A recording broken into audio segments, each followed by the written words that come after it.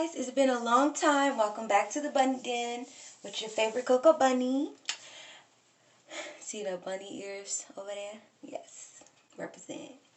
But today today I'm coming to you guys to make a healthy meal alternative.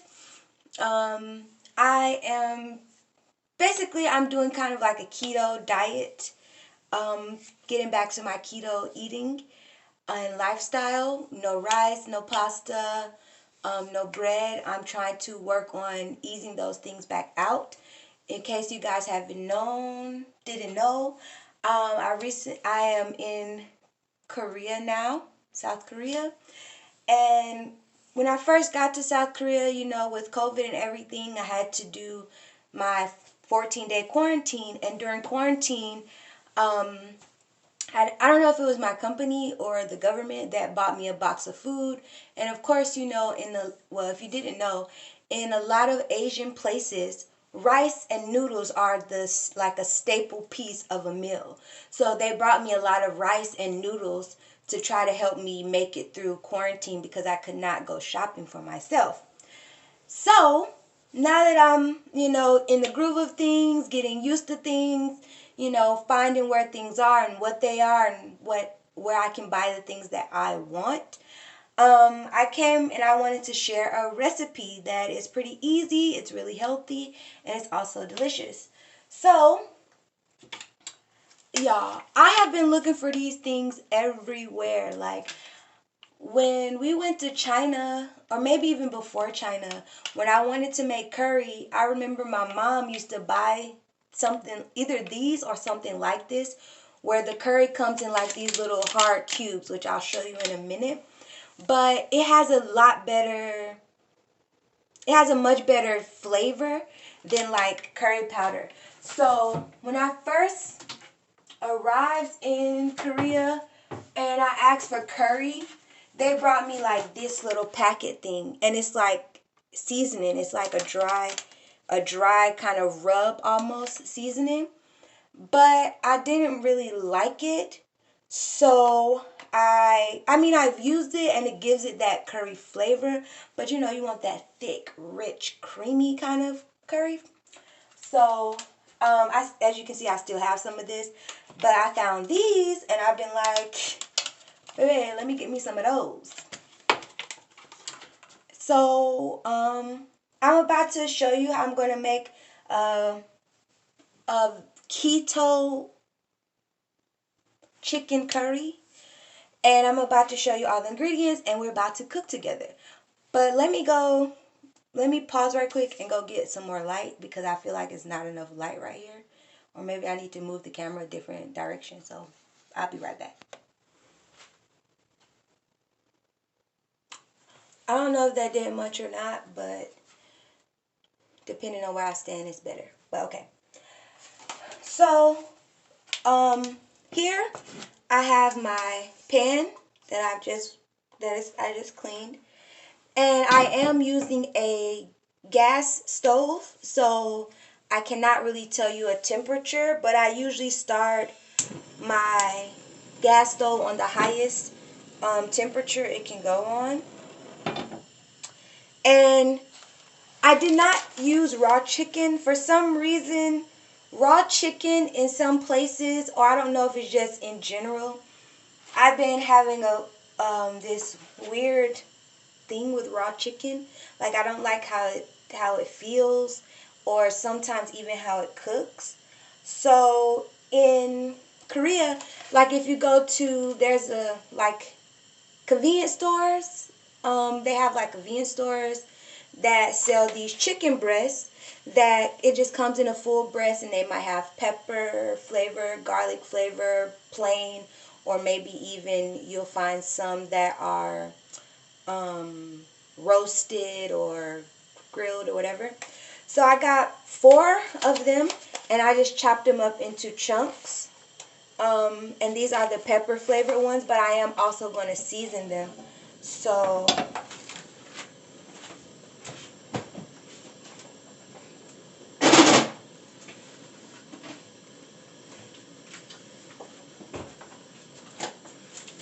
let me get my seasoning.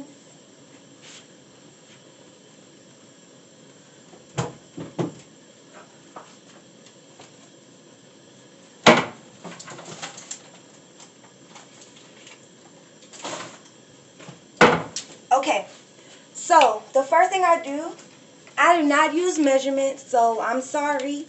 If you want to use measurements, then you can do that, but I cook from the heart, so I just do what I feel like I should do.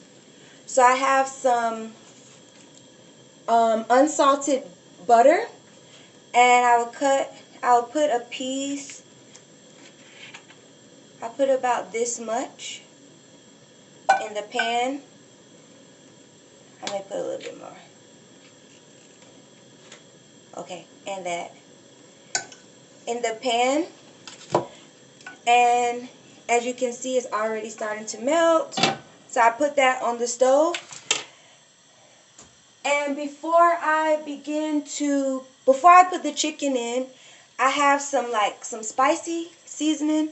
I don't know what's in here, but it tastes good. So I put a little bit of spicy seasoning into my butter. And then this one is mild.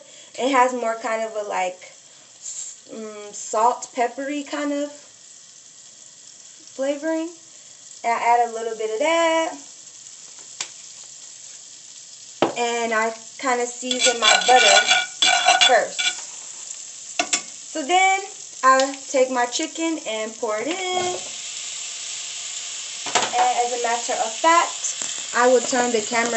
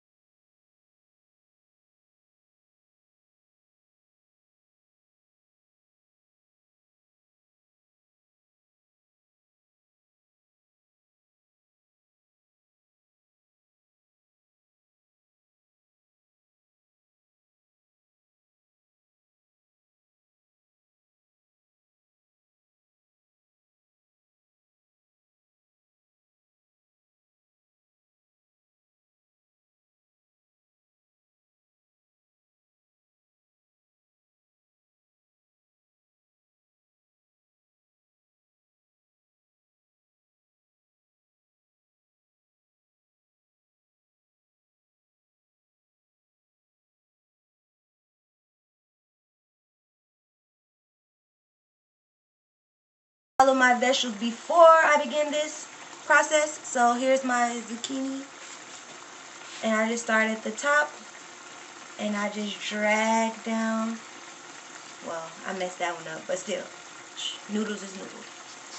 I drag. And I got me some long noodles, baby.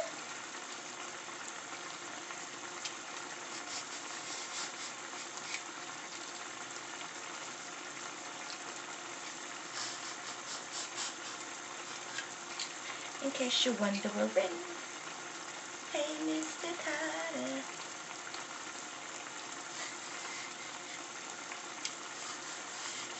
And I like to get as much green as I can because I like color in my food.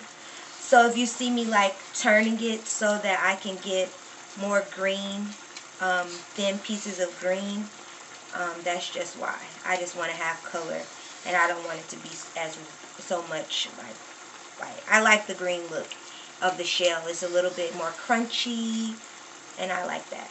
But if you just want to use some soft noodles and have it all white and look just like noodles, that's cool. Do what you want to do. Do you, boo.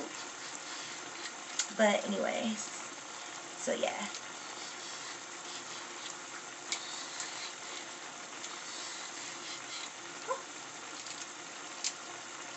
So see, there you have all white.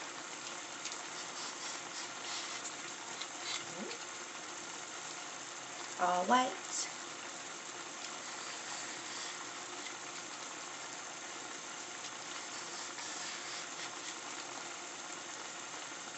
And see here, you're starting to see like the almost seed and center. That's the part that will be fragile, so I try to work around that as much as I can to get as many noodles as I can possibly get out of the zucchini.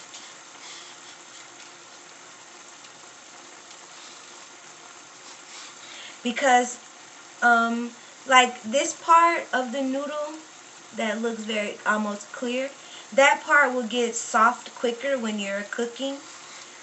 So that's why I try to avoid having a lot of that in my pasta or my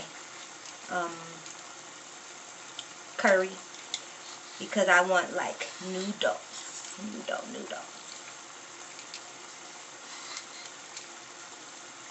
Alright, I think this one is about done. That was a lot of fun. Thank you, honey bun. Y'all like my rounds? But anyway, comment below how y'all been, what y'all been up to. Happy New Year's. Hope everyone is being safe. Prayers to all of the loved ones that we may have lost. And all that. And all that jazz. Okay. Let me bring y'all back up here. Okay. I could just scratch this, y'all. But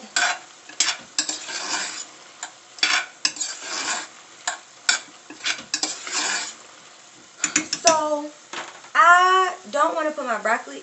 Not broccoli. That's not broccoli. I don't want to put my cauliflower in until I am about to put my zucchini in, because both of those things I want to get warm, but I don't want them to get too soft. And cauliflower is one of those vegetables, if it's boiled too long, it gets too soft. Now, I don't want it to be mushy. I want it to have a nice, like, you know, little soft, tender touch. But I do need to put a little bit more water into this chicken and carrots.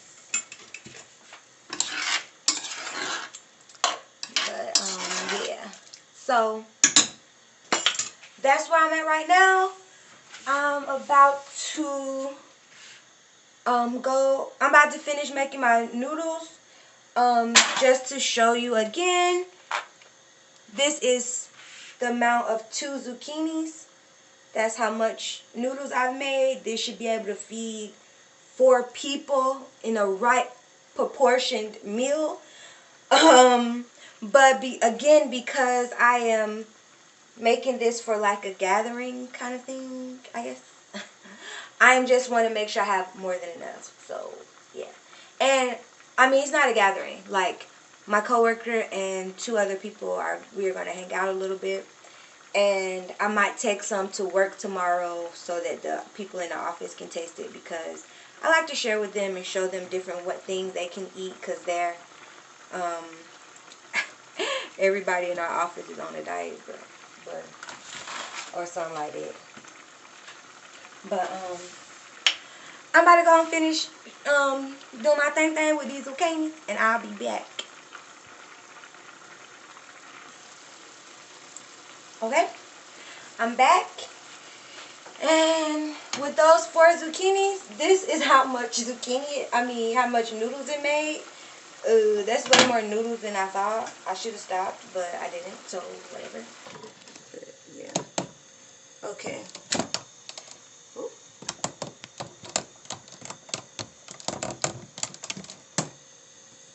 Okay. So these are my leftover zucchini pieces. I'm just going to cut these and put them into, I'll probably put them in a bag and put them in the freezer. But, and some of you people, if you don't want to buy the tool and do the work make your own zucchini noodles like this, if you go, I think I know for a fact at Kroger. But maybe also if you go to like Food Lion, I think Food Lion and Kroger, they do have freezer zucchini noodles like this. In the freezer section with the vegetables, they are by Green Giant is the brand. And they also have like, they have zucchini noodles. They also have like beetroot noodles, and I think it might be some other kind of noodle as well. Butternut squash noodles, whatever. Those three they have. So if you don't feel like going through the work or buying the tools to do this, I just prefer this because it's fresh, and you know, I don't like to cook, but if I do cook, I want it to be, I want to enjoy it, like, you know. So, anyway, let's wrap this thing up because I'm ready to be done. So here, now I'm going to add my water to start to thicken up my actual zucchini. Not zucchini. Damn, why can't I say zucchini? Okay, so these are the curry chunk things I was telling y'all about. So when you open it, they look like bouillon.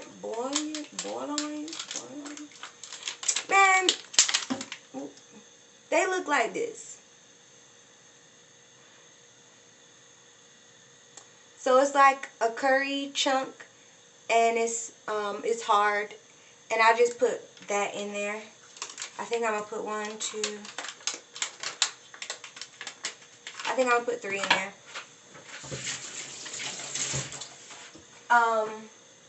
But this, as you can see, it comes in a pack with 4. And in the box, it's like a little box, and it actually comes with 2 of these in the box. So you get 8 of these little chunks. So, yeah. And I usually just put it in my water. And as the water heats up, they just kind of like melt off and create that thick curry. So, like, as you can see on this one, it's starting to like dissolve. It's starting to like dissolve into the hot water. And I always, when I put these in, I try to keep stirring it because it is kind of thick. Whatever is in there thickens up, and I don't be wanting it to stick to my my vegetables and stuff. So yeah. So as you can see, it has the curry look. I have my chicken, my potatoes and carrots, and my chicken. And I usually just put my chicken in first instead of like on the top because I just like my stuff mixed in. Like, I'm going to mix it together anyway, so just go and mix it together. Like, why not? Okay, so as you can see, it's still getting smaller and smaller, and it's just going to make me a thick little broth. Not broth, a little pasty paste.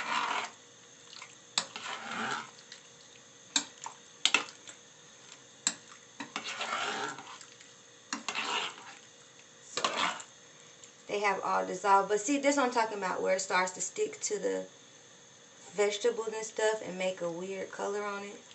So I'll be trying to make sure that that's not happening. Break that up. Break that up. Okay. So, there you have it. That's my curry sauce. These are